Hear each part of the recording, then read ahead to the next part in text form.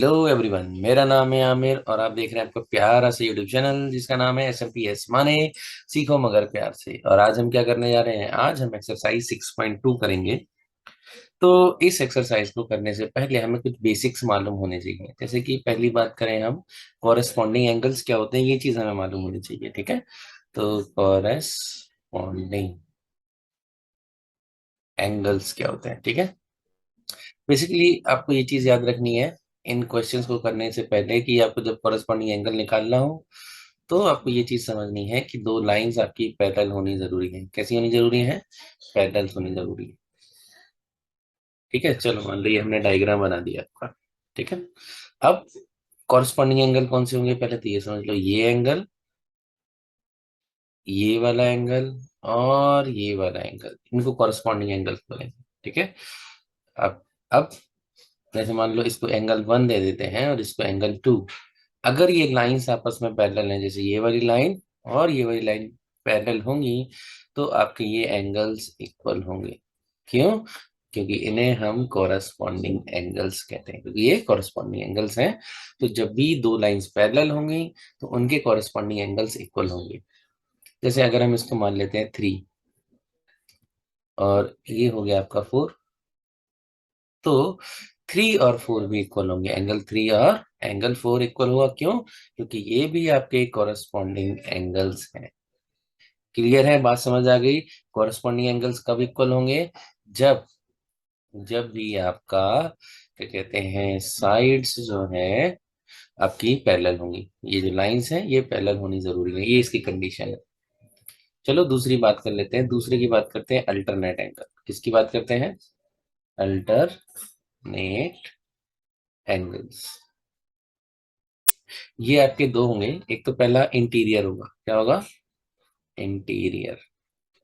अगर हम बात कर लेते हैं, ये एंगल्स ले लेते हैं, ये दो एंगल्स, ये इंटीरियर है। अब अल्टरनेट को जानने के लिए कॉरेस्पॉन्डिंग तो एक ही साइड थे, लेकिन ये आपको अपोजिट साइड मिलेंगे। कहाँ मिलेंगे?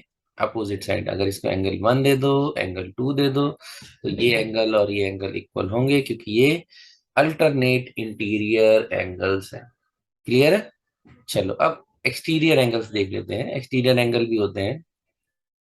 मान लेते हैं एक्सटीरियर एंगल लेके चलते हैं, तो एक ये एंगल हो गया 3 मान के चलते हैं, और ये एंगल हो गया आपका 4। तो एंगल 3 और ये 4 भी इक्वल होंगे। क्यों? क्योंकि ये एक्सल्ट है एक ही लाइन पे, देखो एक ही लाइन पर है, बट अपोजिट है ना, अपोजिट साइड्स पर है। जब ऐसी केस होंगे तो इनको हम बोलेंगे अल्टरनेट एक्सटीरियर एंगल। अल्टरनेट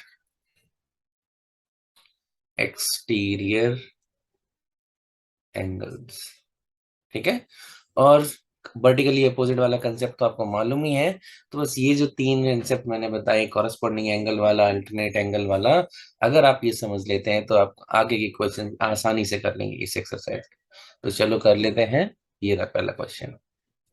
इस क्वेश्चन में हमें निकालना है एक्स का वैल्यू निकालना है, और किसका निकालना है? एक्स का वैल्यू निकालना है, वाई का वैल्यू निकालना है, इन दोनों का वैल्यू निकालना है। और फिर आपको ये प्रूव करना है कि ए बी और पैरेलल सी डी है। अगर हमारे जो कॉरेस्पॉन्डिंग एंगल्स या अल्टरनेट एंगल्स इक्वल हम प्रूव कर देते हैं, तो क्या होगा आपका?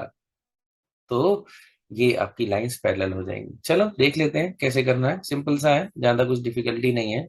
आपको लीनियर पेयर वाली प्रॉपर्टी याद है? अगर लीनियर पेयर वाली,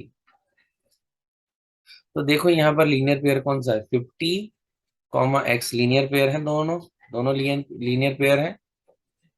तो बस लीनियर प्रॉपर्टी क्या है? इन दोनों का सम 180 डिग्री होगा। 180 डिग्री है तो निकाल लो। तो एंगल एक्स कितना आ जाएगा आपका? 180 माइनस 50 आ गया। तो कितना आ जाएगा आंसर? 130। तो यानी कि एक्स की वैल्यू आपकी 130 आ गई। ठीक है, अब वाई की बात कर लेते हैं। अब यहां पर आपको ध्यान याद रखना है, कौन सा? वर्टिकली अपोजिट वाला, वर्टिकली अपोजिट। क्योंकि अगर आप देखें, यहाँ इंटरसेक्शन हो रहा है, और मैंने आपको पहले भी समझाया कि जब इंटरसेक्शन होगा तो जो अपोजिट एंगल्स होंगे, वर्टिकली अपोजिट कह सकते हो अपने, तो इक्वल होंगे। तो y इक्वल टू एंगल कितना हो गया? 130। क्यों? क्योंकि ये वर्टिकली अपोजिट एंगल्स है। चलो अब ये चीज आ गई। अब अगर हमारे पास ये चीज आ गई है तो हमारा सॉल्यूशन हो जाना चाहिए। कैसे, देखो, अगर हम इसे नंबर्स दे देते हैं, ये मान लेते हैं 1 और ये हमारा 2 हो गया, ठीक है, नंबर्स हो गए। अब फ्रॉम 1 and 2 अगर हम देखें तो x इक्वल टू वाई हो गया, कह सकते हैं, from x equal to angle y, जो कि 130 है। अब अगर हम देखें, ये एंगल ले लेते हैं, सपोज मानते हैं ये एंगल ले लेते हैं हम, ये वाला, तो ये एंगल किसके इक्वल होगा, मान लेते हैं हम इसको, हम मान लेते हैं एक नंबर दे देते हैं, 1 दे देते हैं, तो angle x is equal to angle 1 होगा। क्यों? Same reason, vertically opposite angle. कैसे होंगे?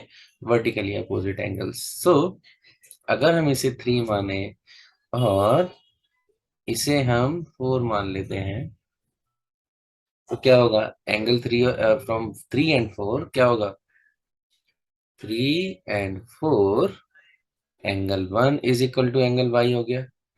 तो जब एंगल 1 और एंगल वाई, क्योंकि ये क्या है, कॉरेस्पॉन्डिंग एंगल्स ही तो है, कैसे है, कॉरेस्पॉन्डिंग एंगल्स। अब अगर कॉरेस्पॉन्डिंग एंगल्स इक्वल हो जाते हैं तो आपकी जो साइड्स हैं वो पैरेलल होंगी, इसीलिए हम कह सकते हैं A B parallel C D. ये कहाँ से इक्वल, कहाँ से हुए, 3 और 4 से, क्योंकि एक्स वाई की वैल्यू भी आपकी 130 और एक्स की वैल्यू भी 130 है और एंगल 1 की भी 130 है, तो उस तरीके से हमारे ये एंगल्स